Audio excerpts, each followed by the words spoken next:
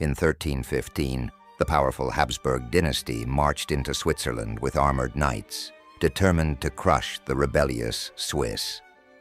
The odds were hopeless. Farmers with no cavalry, no castles, no chance.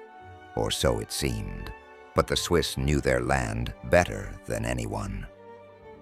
Armed with halberds, clubs, and courage, they waited in ambush above a narrow trail near Lake Egeri. When the heavily armored knights tried to march through, the Swiss unleashed an avalanche of rocks and tree trunks. Horses panicked. Knights fell into the lake.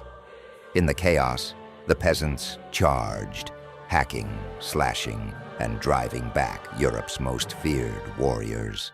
The Battle of Morgarten was a stunning upset. Poor farmers, outnumbered and outmatched, had humbled the mighty Habsburgs.